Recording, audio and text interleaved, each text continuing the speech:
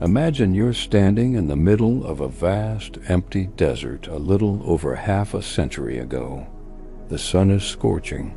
The wind is blowing sand over a small, quiet settlement on the coast. There's no hint of what we see today. No skyscrapers, no luxury, just a few simple buildings and the hard life of pearl divers and traders. This is where our story begins, not with the discovery of oil, but with a single, desperate decision made by a family with a vision that seemed impossible to everyone else. That family is the Al Maktoums, and their gamble didn't just change a city, it rewrote the rules of power, money, and ambition for the entire world. The popular tale is a simple one. They found oil, they got rich, they built a paradise. But that story is a mirage.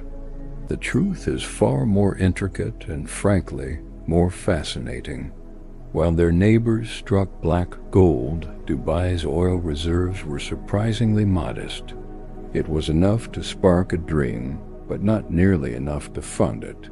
The real treasure the Al Maktoums realized wasn't under the ground. It was an idea. They looked at their tiny emirate and asked a radical question. What if we build a place where the world has money, no questions asked, can feel completely safe? What if we become not just a city, but a sanctuary?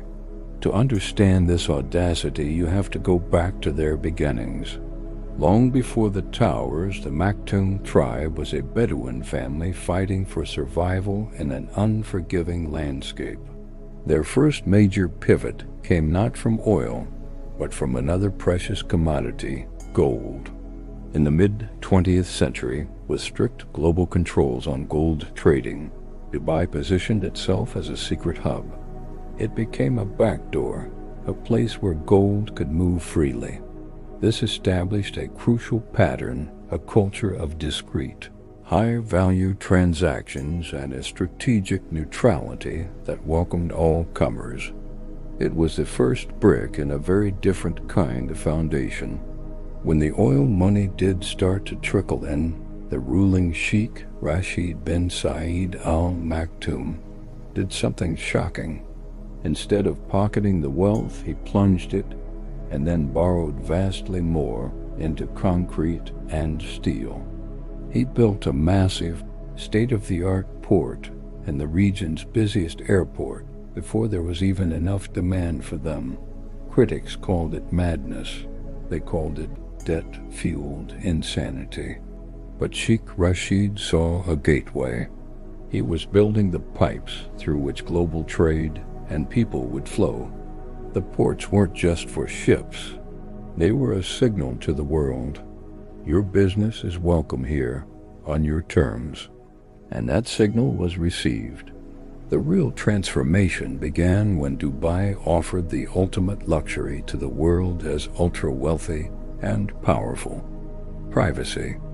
In a world of increasing financial scrutiny, Dubai carved out a space with favorable laws, discreet banking, and a powerful promise of non-interference. It became the global capital for a new class oligarchs, moguls, and tycoons from unstable nations. Their money, often too complicated or controversial for traditional centers like London or New York, found a perfect home. Luxurious apartments were bought not just as homes, but as vaults, as safe deposit boxes in the sky. The city's famous Skyline, in a very real sense, is a skyline built with parked wealth. This created a breathtaking economic engine. Every billionaire who bought a penthouse, every company that set up a regional headquarters, brought not just their money, but their networks and their business.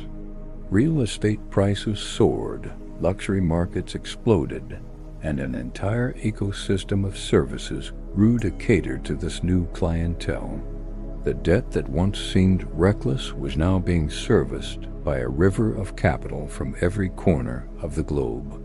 The gamble was paying off in a way no one could have imagined.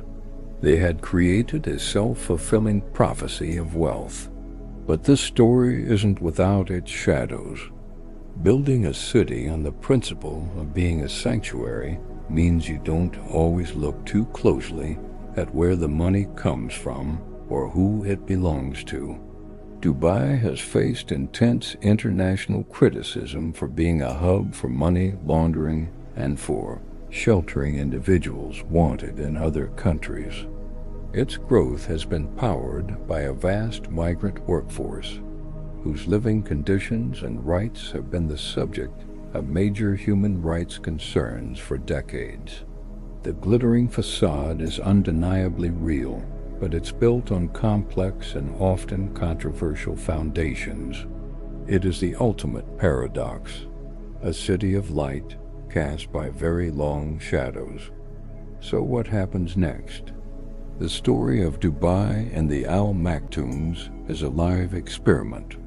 They've bet everything on the idea that the world will always need a neutral, secure, luxury haven. They've moved beyond oil, beyond even real estate, into becoming a global hub for technology, tourism, and finance. But the world is changing. International pressure for financial transparency is growing. Geopolitical winds shift. The question hanging over those iconic skyscrapers is whether this model they invented, this trillion-dollar loophole, can last forever. Can a city built on a gamble sustain its winning streak? In the end, Dubai stands as a monument to one family's refusal to accept the limits of their geography. It is a testament to the power of a single, relentless vision. They looked at a barren desert and didn't see emptiness. They saw a blank canvas, and on that canvas they didn't just paint a city. They painted a dream of ultimate fortune and freedom, a dream so powerful that the world lined up to buy a piece of it. Their legacy is not just in the glass and steel, but in the undeniable proof that sometimes the most valuable resource isn't what you find in the earth. It's the audacious idea you plant in its place, and the relentless will to make it grow, no matter the cost.